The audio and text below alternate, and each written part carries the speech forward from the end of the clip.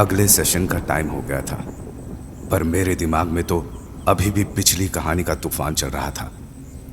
Sir दर्द कर रहा था और मैं पूरा पसीने से भीग चुका था। मैं वहां था समझने के लिए, सुनने के लिए, और एक कहानी, एक और मर्डर। मैं उसके सामने बैठा था।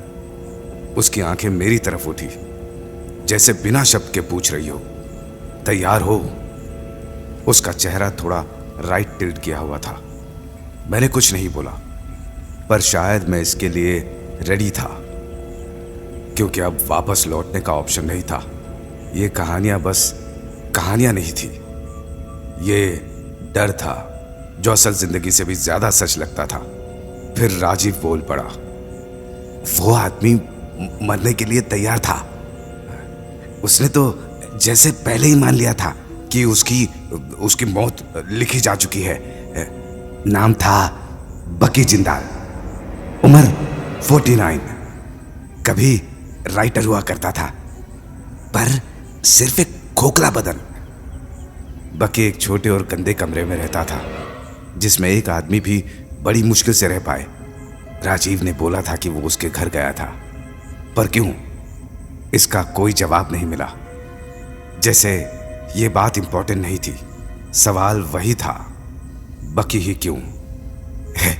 वो आदमी खुद ही अपना शिकार बन गया था, राजीव ने कहा।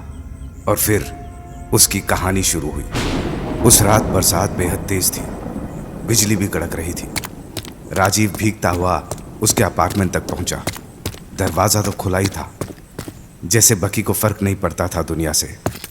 कमरे में एक अजीब सी गंदी बू थी, पसीना, पुरानी दारू और सालों का पसेरा बना हुआ फंगस। बकी एक कोने में बैठा था, आंखें लाल, बिल्कुल नशीली सी। उसका चेहरा पहचान से बाहर। शर्ट का रंग भी समझना मुश्किल था। हर तरफ खाली बोतल्स बिखरी थी, जैसे कब्रों के पत्थर। राजीव फुसफुसा के कहने लगा, क्या बेइज्जती है ये जीवन तो मौत से भी ज्यादा गंदा है। राजीव उसके पास जाने लगा, बिना कुछ बोले। और तभी बकी ने ऐसा कुछ बोला कि मेरे होश उड़ गए थे। उसने कहा, मुझे मारने आए हो दोस्त? दोस्त, ये शब्द मुझे भी अजीब लगने लगा, क्योंकि शैतान से दोस्ती करना अपने आप को बेचने जैसा होता है। शायद बकी को पता था कि यह वक्त उसकी आखिरी सांस बन चुका था। राजीव ने अपने कोट के अंदर से एक टूटा हुआ बोतल का टुकड़ा निकाला। बकी ने जैसे उस ग्लास के टुकड़े में दारू का एक छोटा सा बूंद महसूस किया, वो घुटनों के बल गिर गया और उस टुकड़े को चाटने लगा। उसकी जीभ कट गई, खून बहने लगा, पर वो रुका नहीं, जैसे दारू ही उसका खुदा हो। वो कुत्ते की तरह लपलपाता रहा, जीभ निकालकर उस टुकड़े को चाट रहा था। हर तरफ खून ही खून के चींठे फैल गए। फिर राजीव ने उसके पेट में जोर से लात मारी। उसका सर जाके अलमारी से टकरा गया और वो बेहोश हो गया। जीभ अभी भी फ्लोर पे चिपकी हुई थी।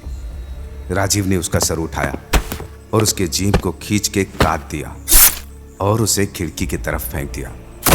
खून और सलाइवा की एक लाल लकीर खिड़की से नीचे बहने लगी। राजीव ने बकी का शर्ट उतारा और टूटे बोतल से उसका पेट काटने लगा।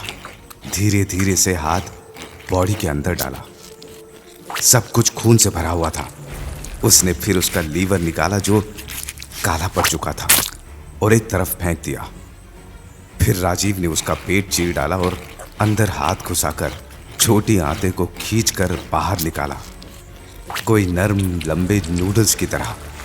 उसने फिर वो भी कोने में फेंक दिया। अब वो रूम एक कसाई घर बन गया था। बची तो सिर्फ एक टूटी फूटी लाश जो रह गई थी। पर सबसे डरावनी बात थी राजीव का चेहरा।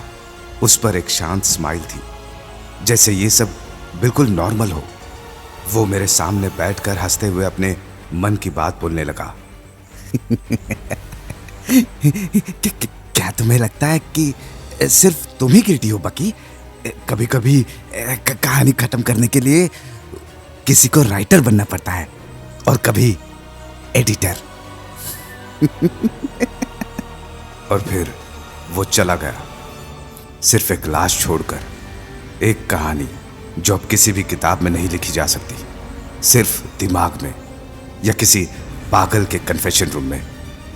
उस दिन मुझे समझ आया कि राजीव सिर्फ कहानी नहीं सुना रहा था, वो एक मैसेज दे रहा था। हर इंसान के अंदर एक बकी होता है और एक राजीव भी। सवाल ये है कि कौन जीतेगा।